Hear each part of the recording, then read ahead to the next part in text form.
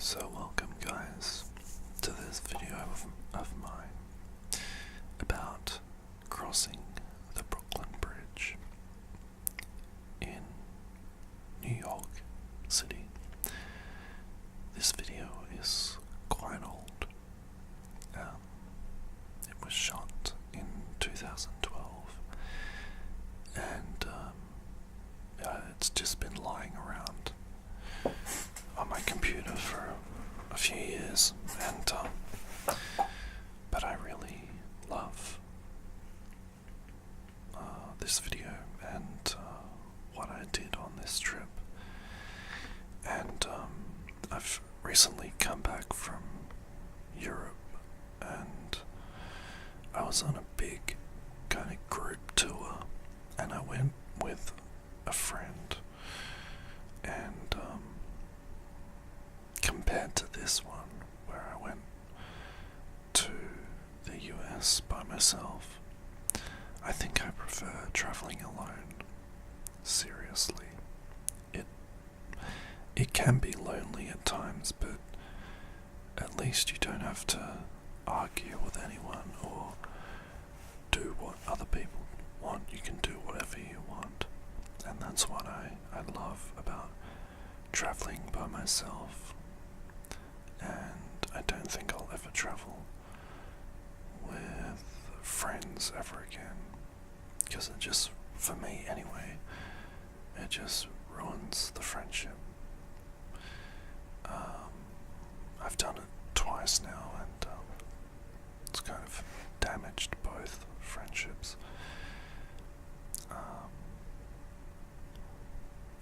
I get really irritated very easily. But so going on this most recent trip, it made me realize how fortunate and perfect this holiday was to New York, a place that I had always dreamed of visiting, and finally I did it, and I was so proud of myself for doing it and going to a place on the other side of the world that I just only imagined I'd ever visit.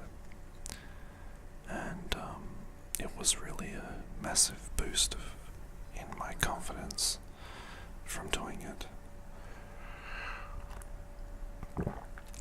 Sorry, I'm going to be taking swigs of tea throughout this video, mainly because my throat is very dry, and tea helps the voice, so I heard. The Brooklyn Bridge is a fascinating structure, and it allows great views over the city, Manhattan, and over the river as well, the surrounding waterways. I'm not 100% sure on the names of all the different waterways. It's been a long time. But we cross over to Brooklyn, and it was the last day I was in New York, and I really wanted to experience walking across the bridge. I've seen it in countless movies, and it's just one of those things that you can't go to New York and not do, and not see at least. So it was a great joy in walking across it, and it was located right next to pretty much Wall Street and downtown. I think that's what they call it. I think Wall Street, the business district and all that, financial center, and then you've got the Trade Center, all down that way. So I think I walked from Wall Street from the Trade Center to the Brooklyn Bridge, and then I walked across it, and the walk across it took, I think, 20 minutes or something, and then you come down to Brooklyn, and I hope I'm getting these right. I'm pretty sure it's correct. But just capturing the city and the bridge in one shot was pretty difficult because it's so big, so large. You can see the Empire State Building in the far background. Just the sheer size of the place really took my breath away, and it's really good to get a observational view of the city before you go out and explore. The first day that I was there, I went up the Empire State Building to the observation deck, and so I could see the entire city layout, so I kind of knew the directions of things. This was before I had Google Maps on my phone. I didn't get an iPhone till very late in the game, like 2015 at least, and I rarely use Google Maps. It helps sometimes, but otherwise I've been led down some pretty annoying paths thanks to Google Maps. So I really love just looking at this footage. And another funny fact is that I kind of knew my way around from playing Grand Theft Auto 4, as funny as that sounds.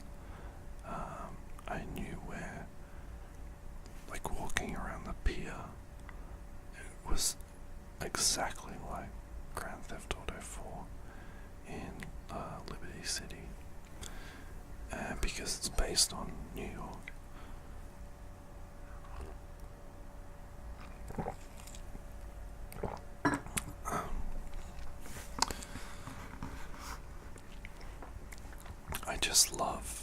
I think I would really love to go back there. It's one of those places that I've been, and I'd really love to go and explore more. I don't say that about many places I've been to, but New York is definitely one of them.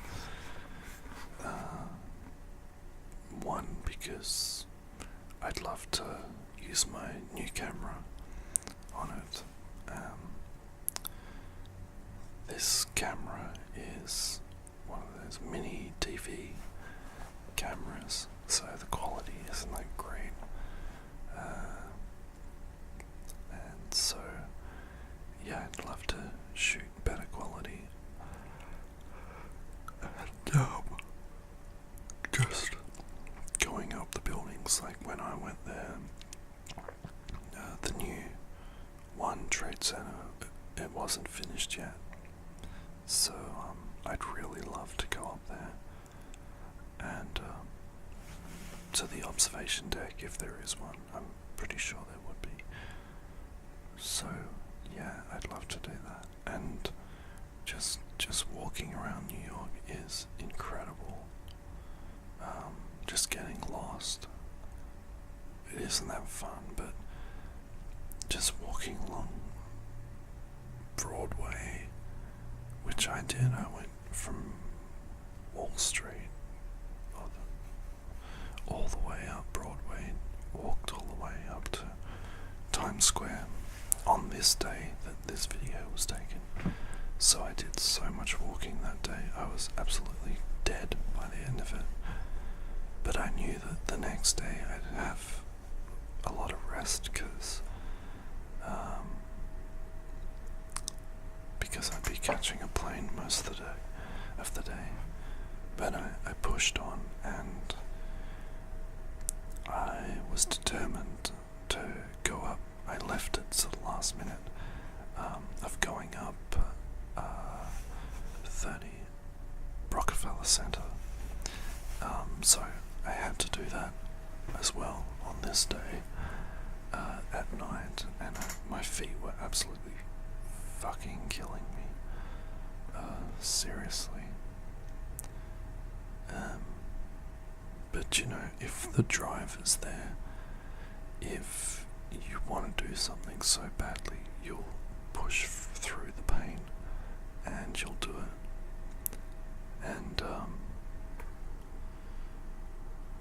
that's what I love about travel and being in these situations. You just find this amazing courage that you didn't know you had, and you just say, screw it, I'm gonna beat this, I'm gonna win, and you just do the impossible, and it makes you feel so good. I mean, at the end of the day, when you get back to your hotel room and you slump down on the bed, that's the best feeling of just having all those thoughts about what you accomplished in the day. And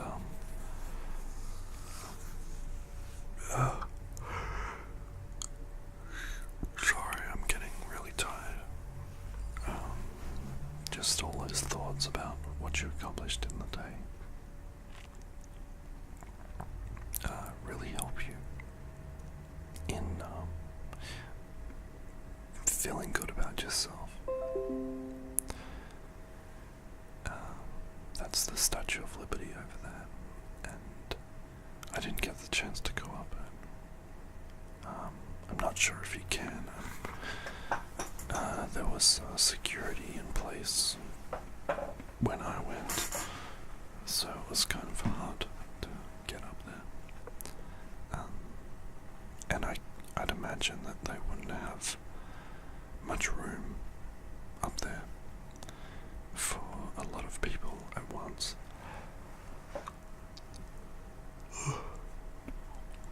God, I'm so tired. I don't know where this came from.